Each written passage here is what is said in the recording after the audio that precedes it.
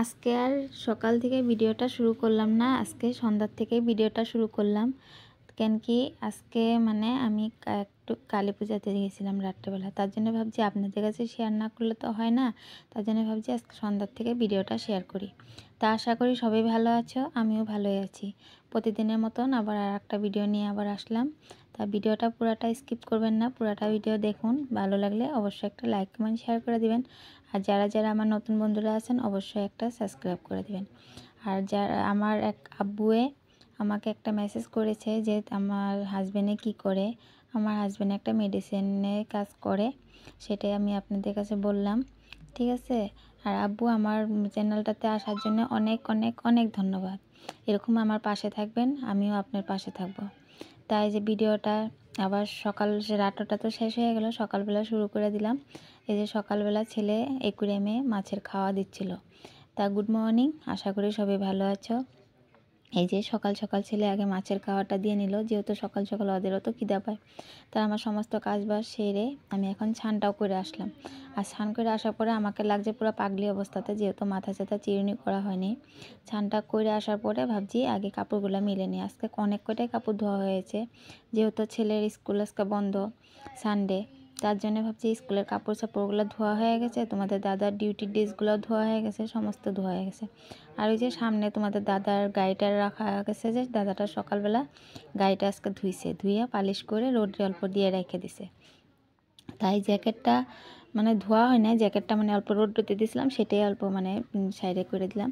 আর এই যে আমাদের ঘরের খরগোশগুলো সব রোদ্রে দেওয়া হয়েছে, যেহেতু ঠান্ডা না, ওদেরও তো একটু ঠান্ডা লাগে, তার জন্য ভাবি একটু রোদ্রে দিয়ে রাখি। তারপরে এই যে শান্তি করে আসা, তারপরে ভাবলাম পূজাটা করে নিই। তারপরে এই যে আমি এখন পূজাটা করে নিচ্ছিলাম।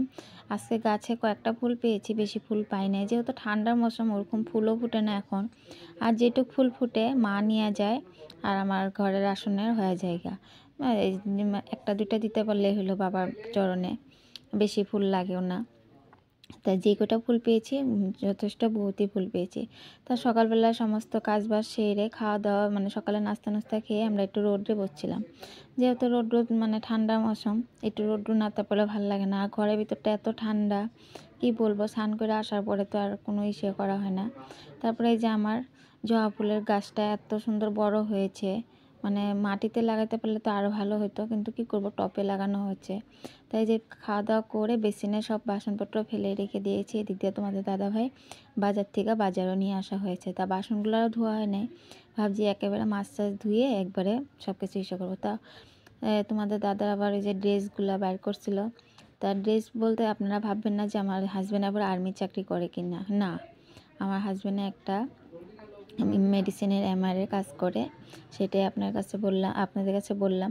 আর আপনারা আমার পরিবারের মতন, আপনাদের কাছে আমি মিথ্যা কথা কোনো সময় বলবো না যে কি করে না করে, সেজনটা করে সেটাই সত্যি কথা বললাম। কেন আমি মিথ্যা কথা বললে তো আর কিছু হবে না। তারপরে এই যে তোমাদের দাদা মানে একটা শুটিং করবে, তো তার জন্য আমার এক ভাইয়ার থেকে আর্মির ড্রেসটা নিয়ে আসা, শুটিং করার জন্যে ড্রেসটা নিয়ে আসা হয়েছিল, সেটাই মানে দেখছিল যে মানে এখন নিয়ে পরে শুটিং করবে। তা শুটিংটাও আপনাদের কাছে আমি শেয়ার করবো অল্প অল্প, সেটা পরে দেখাবো। তাই যে বাজারের মধ্যে নিয়ে আসা হয়েছিল অল্প একটু চিকেন। আর যেহেতু ছেলে মাছ খায় না, তার জন্য ভাবছি চিকেনই নিয়ে আসো, ছেলেটা ভালোভাবে খাইতে।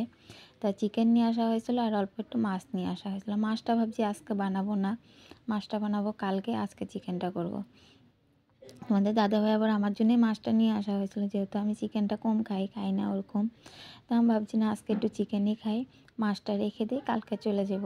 তার জন্য ভাবছি মাছটা ধুয়ে সুন্দর করে বাক্সতে ভরায় ফ্রিজে রেখে দিব, আর মাংসটা বানাবো সরি। তারপরে এই যে সমস্তটা গুছগাছ করে আমি আগে বেগুনের ফ্রাইটা একটু ভাবলাম বেগুনা ফ্রাই করি। তা এরকম করতে করতে আমার একটা কাজ হয়ে গেল, মিক্সির সেটা খোলার সাথে সাথে দেখি মিক্সিটা ঢাকনাটা খুলে তলে পড়ে গেছে। কী করব, তাড়াহুড়ার মধ্যে থাকলে এরকমই হয়। তারপরে এদিক দিয়ে আলু বসায় দিয়েছি, আর মাংসর আলু মানে ভাজা, প্রথমে আলুটা ভেজে নিব, নেওয়ার পরে রান্না দিক দিয়ে করছিলাম। এদিক দিয়ে তোমাদের দাদা আজকে যেহেতু সানডে ঘরেই আছে, ওই আর ছেলে দুজনে মিলে টিভি দেখছিল, আর তোমাদের দাদা মোবাইল দেখতেছিল। তো এদিক দিয়ে রান্না হচ্ছে, মাংসটা বসায় দিয়েছি, বেগুনটা তো দেখতেই পেলেন, বেগুনটা আগে ভেজে নিয়ে এসেছি।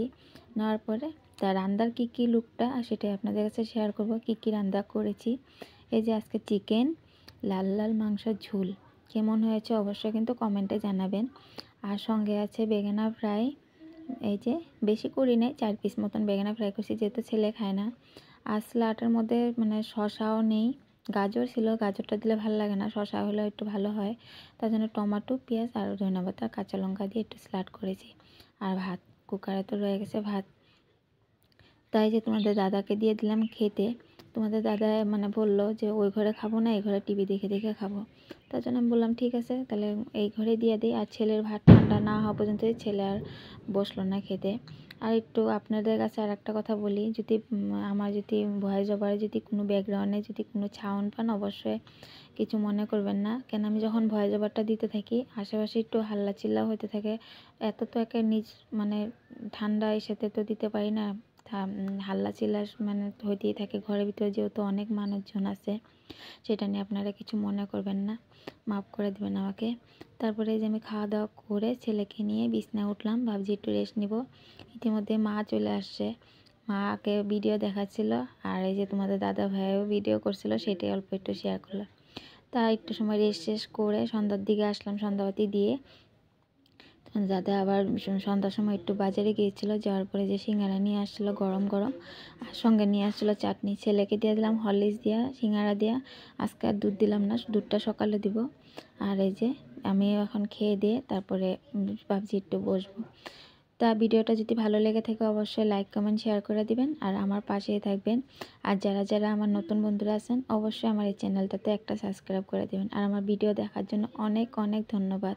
ঠিক আছে, বাই, আজকের মতন এটুকুই। আবার পরে দেখা হচ্ছে আর একটা ভিডিও নিয়ে।